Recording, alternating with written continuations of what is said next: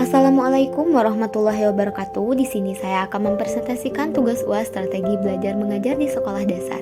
Sebelumnya perkenalkan, nama saya Asri Riani dari kelas B2 non-reguler Prodi Pendidikan Guru Sekolah Dasar dengan NIM 24060168.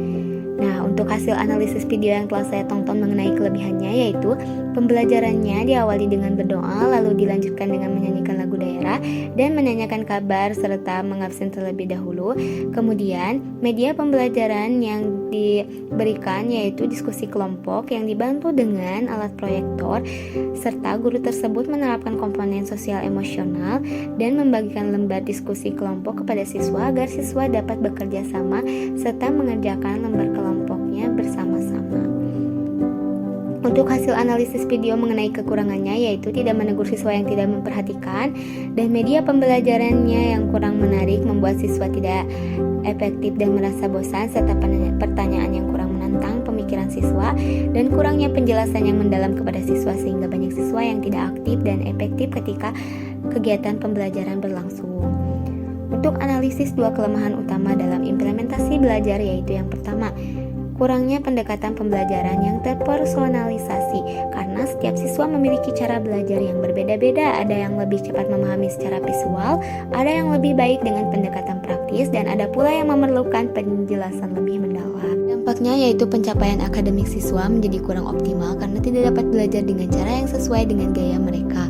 Dan untuk yang kedua, metode pengajaran yang tidak fleksibel, jadi masih mengandalkan metode pengajaran yang kaku dan tidak memperhatikan kebutuhan atau gaya belajar individual siswa.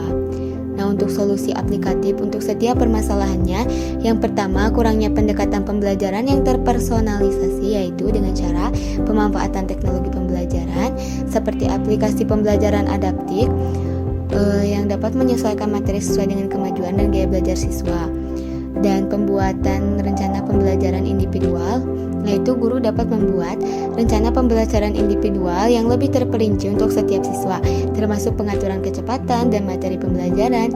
Jadi, rencana pembelajaran individual ini juga bisa melibatkan berbagai format tugas seperti proyek kolaboratif atau diskusi kelompok yang lebih sesuai dengan gaya belajar siswa, dan pemberian umpan balik berkelanjutan, yaitu menggunakan metode seperti asesmen formatif di mana siswa diberikan umpan balik secara reguler, misalnya menggunakan kuis singkat atau penilaian lainnya, memungkinkan mereka untuk terus menyesuaikan dan memperbaiki cara belajar mereka.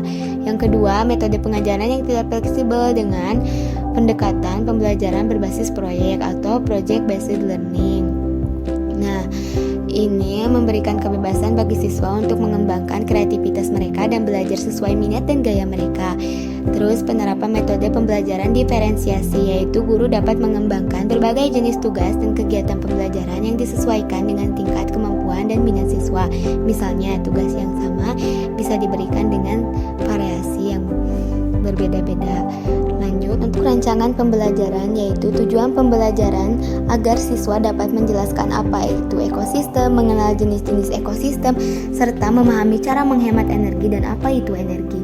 Kegiatan yang pertama yaitu pembukaan, di mana kita diawali dengan berdoa sesuai dengan kepercayaan masing-masing, lalu dilanjutkan menyanyi kabar ke anak-anak dan tepuk semangat, dan dilanjutkan menyanyikan lagu daerah serta mengabsen siapa yang tidak hadir. Kemudian untuk pemanasannya, kita bisa menonton video pendek tentang bagaimana cara menghemat energi dan apa yang dimaksud dengan ekosistem itu. Kemudian untuk penjelasan materi, kita bisa menggunakan gambar dan media lain untuk menjelaskan tentang menghemat energi dan ekosistem. Jadi siswa bisa mencatat poin-poin pentingnya saja. Dan untuk diskusi kelompok, kita bisa membagi siswa dalam beberapa kelompok dan diberikan tugas untuk membuat poster atau menggambarkan ekosistem atau seperti apapun itu tentang cara menghemat energi. Dan untuk prakteknya, kita bisa melakukan eksperimen sederhana atau bisa mencari atau mengetahui bagaimana cara menghemat energi dan ekosistem itu apa. Misalnya dengan mematikan peralatan ketika tidak digunakan dan pengurangan sampah serta daur ulang.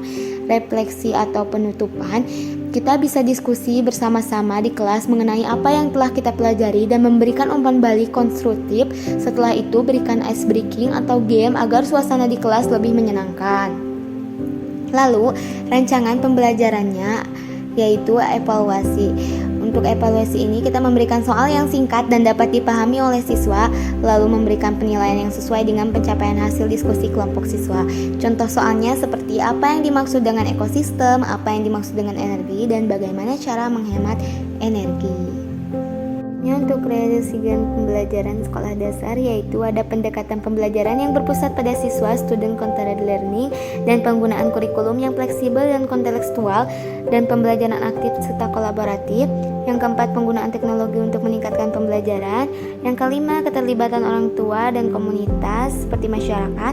Yang keenam yaitu evaluasi. Yang ketujuh yaitu fleksibilitas dalam penilaian. Dan yang kedelapan, pendidikan karakter dan sosial emosional pada anak.